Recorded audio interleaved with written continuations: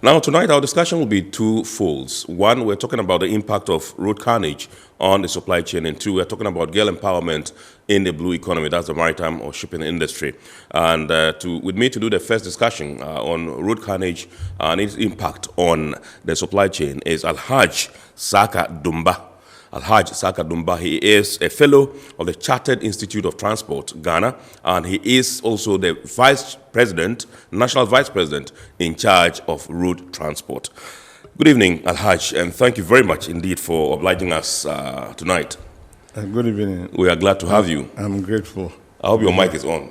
Is the light on? Okay, your light is on. Fantastic. All right. Yeah. Okay, so let me find out from you what is it about road carnage and the supply chain that has, so to speak, drawn the attention or caught the attention of SILT? Thank you very much. CILT is the leading professional body that it takes care of everybody that is in logistics, transport, and supply chain. And the carnage, with CILT, we have got the experts. Yeah. But the carnage in our country is alarming. And just to summarize, we spend about 2.4% of our GDP annually on effects of road traffic crashes. So that is why we are interested, and with the expertise we have, we feel we are a strong stakeholder who can reduce, at least minimize road traffic crashes if we are given the chance. Most often, what people are, particular about are human lives. People talk about human lives vis-a-vis road carnage or road accidents and all that. And nobody sometimes seems to pay attention to what happens to cargo, that is transported on our routes and its impact on the economy. How pervasive would you say this trend is? This trend is serious. And it is serious because we lose a lot. And now that we virtually take care of the landlocked countries, Burkina Faso, Mali, Niger. and Niger, they pass through our ports. Let's take it, for instance, a vehicle is going from here to Bobo-Dioulasso through Upper West region. There's a crash between Kumasi and Techiman. The vehicle crosses the road. And with supply chain, time is very essence. So, and even the cargo could be perishable. Yeah. So the more they delay, the more the loss to the economy. So it means that it disrupts flow and fluidity of cargo reaching their destinations for consumers to access and do whatever they want to do. Yes, they could even be raw material that is for production, and it might be delaying. Do you have any statistics with regards to, what has happened so far in the last few years? In terms of cargo? Cargo, yes. Disruption, via road accidents or road crashes or road carnage. No, I don't have specific data, but okay. Even people traveling from here to Kumasi, you just see such things. Yeah. And a full articulated load will have a problem just because of road crash. Yeah. So it is serious. Absolutely. Right. So what would we say are some of the factors that account for these accidents? Some of the causes of these accidents on our roads? Accidents are caused from a lot of factors. And first, we talk about the human being, the driver. The driver could be untrained because of the nature of our roads too. The fatigue could come in, and even the vehicles themselves.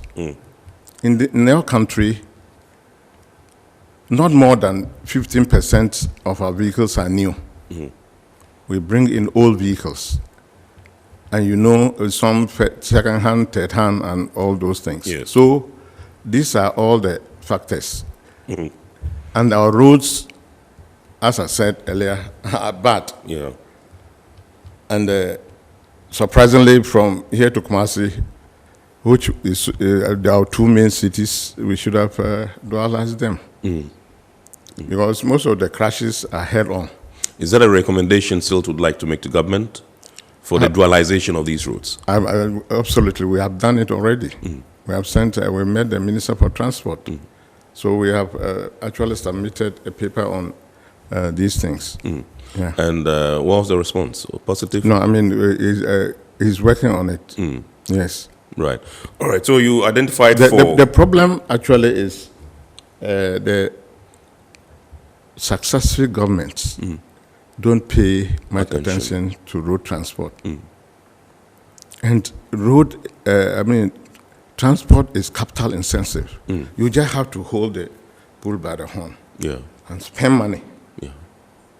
And also to reduce, I don't know whether we are now on recommendations. If not, when we come there, I will give you other options we are putting forward. Okay, right. So you identified inexperienced, that's untrained drivers, fatigue, the element of rickety vehicles on our streets, and indeed bad roads and all that. And some of the factors. Drunk driving. Drunk driving, okay. Yes. Okay. Yeah.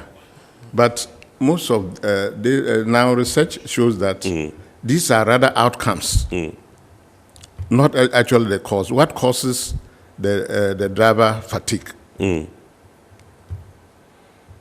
The driver, maybe he's not well remunerated. Yeah. He's gone to Kumasi, and he knows that if he's to come back, he'll get more money. Yeah. And that is some of the things that is the outcome of fatigue. Absolutely. Drink driving. Yes. He's tired, and he feels that if I get a thought of something, it will be active. Yes. On the way, and sometimes the drugs. And most of the times too, because of unemployment, anybody just goes into driving. Yeah. And the driving industry is so fluid. I mean, the transport area, you can just walk in and walk out. Yeah. And CILT has also recommended that we try and get a road transport authority, just like the civil aviation authority. You can't just even buy your plane and start flying. Yeah. But in Ghana, anybody, if tomorrow I just buy a truck, just give it to my uncle, he's just driving. Yeah. There's no regulation. Even with the supposed big transport companies, VIP, blah, blah, blah, even STC, who regulates them? Entry and exit. Yeah. Right. So I think we have the element of overloading as well. Some of these truckers, because of the quest to make profit, overloading vehicles and trucks. And that's also a factor that can, cause accidents on our routes. So let's find out some of the mitigating measures you have put in place to ensure a reduction in this particular trend. No, it's just education. And we have to keep on. Although education has been there, but let's just keep on educating people. Right from the time the person acquires the license till the time it goes into a vehicle. We have to make sure the license regime is regulated very well.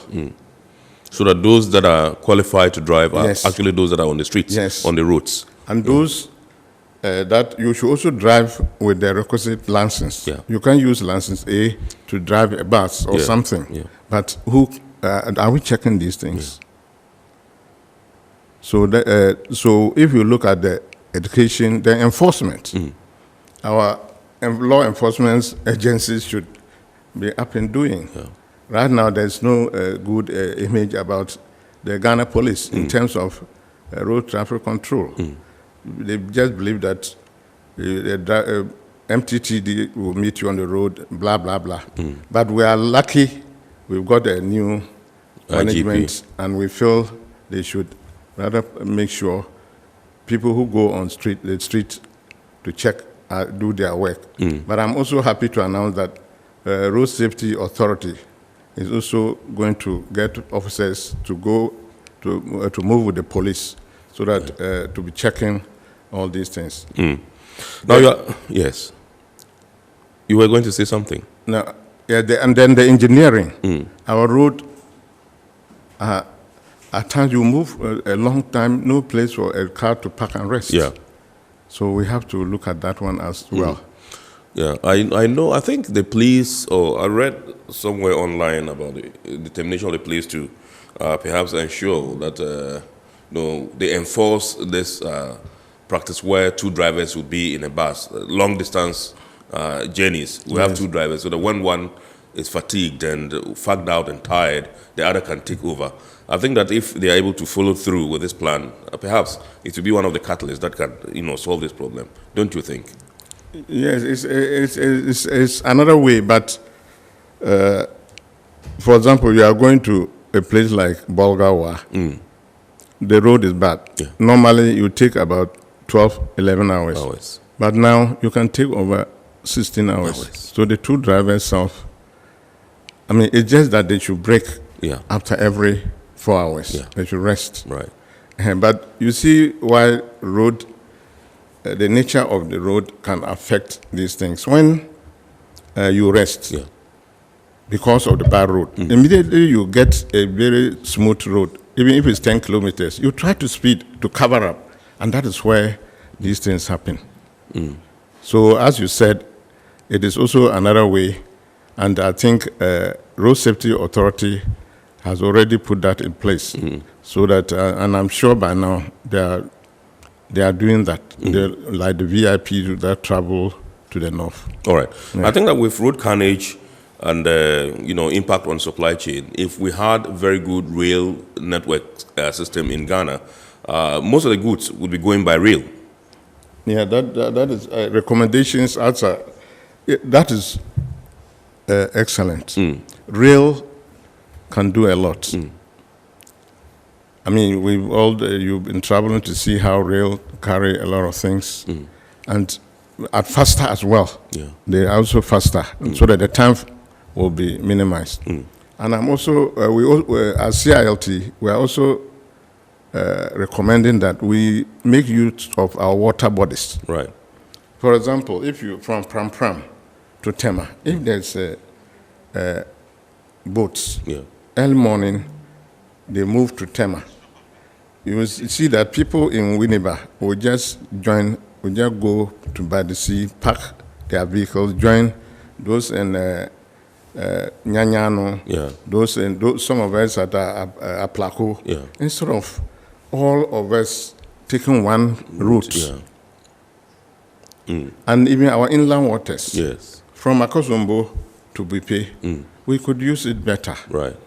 So these are all areas we can use. And also our air transport.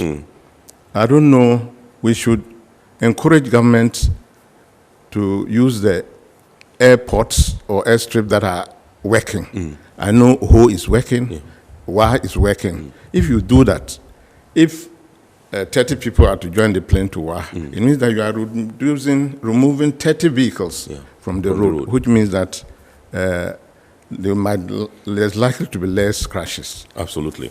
Right. So I know there's an upcoming program by the Chartered Institute of Logistics and Transport, and the topic is Carnage on our roads, the role of professionalism. Can you tell us briefly about this before we wrap up with you? Yes. It's just we are worried about the carnage. And we feel that we have the expertise. So this CPD is a CPD. Continuous professional development. Okay. Yeah, so we want to equip our members with skills that will go a long way to advise their companies and their workers as to how best to reduce the carnage. Right. And so after the CPD, what next? After CD, we are likely to come out with action plans for every organization. When you come, we will give you, at the end of the period, you come out with an action plan for about a month. After the month, we'll follow it up and see whether it has been implemented or not. Right. All right. Thank you. Yes. And also, we also want to lobby the head of civil service and the Public Service Commission. You realize that most of the transport officers in the ministries are not qualified. Right. And we have the people, and we can train people to fill in that gap. Absolutely. Yeah. Thank you very much. I'm not surprised you're talking about transport officers at the ministries and government agencies, because I know you very well. When I was a kid and you were working with my father, Ghana Health Service in Wa, and you were the transport officer, I remember very well the good old days. Thank you very much, Alhaj, for obliging us this evening. Alhaj Saka Dumba is a fellow of the Chartered Institute of Logistics and Transport, and he also is the vice president, national vice president in charge of road transport. He obliged us, and we've had this beautiful discussion on the impact of road carnage on the supply chain. We'll go for a break. When we come back, we'll continue with our second discussion. Please stay. Every now and again, Goil makes good things happen. This time, Goil has introduced Super XP Ron 95, a higher grade fuel loaded with additives and yet sold at the same price as normal fuel. Goil Super XP Ron 95 enhances engine performance like never before. It maintains the engine by keeping it clean from carbon deposits. Goil Super XP Ron 95 is designed to burn slowly and thus improves fuel economy, making you save money after several kilometers. Goil Super XP Ron 95 gives you a smooth driving experience, that is, less vibrations. Fill up with Goil Super XP Ron 95. Now there's no need to pay more for any higher grade fuel. Goil has that sorted. Goil, good energy. Electricity, then pay your taxes. Our taxes, our future. Because you see, without our taxes, we wouldn't have good roads, good schools, better hospitals, street lights, and other very important social amenities. When we pay our taxes, we give our children free and quality education. Tell God, my money too small. Why should I pay my tax? Look, small. Salifo, it doesn't matter how small or big your business or income is. You still have to pay your taxes. The little taxes from each and every one of us, when put together, could give your community clean water, or that deprived school with tables and chairs. Please pay your taxes. It is your responsibility. It is your civic duty. It is the law. Impressive factory. If only I had listened to you, I wouldn't have been in this mess. That devastating fire virtually wiped out the whole factory and my warehouse. Remember my misfortunes last year? Serene Insurance Asset All Risk Fire policy that I took were there to pay for my damaged stocks in the warehouse, and my machines that were affected by the floods have been replaced. My accident vehicle is back on the road thanks to Serene Insurance Motor Policy. Currently, my goods are on the IC, covered with their marine cargo insurance policy. I was just telling Ajima about Serene Insurance. Oh, Ajima, tell him more. As a road contractor, I make sure I do my contractors all risk insurance for the projects, and then workers' compensation for all the workers on site. With Serene Insurance, they will make sure they will cover your unknown tomorrow today. Serene Insurance, a new face of insurance. Call us now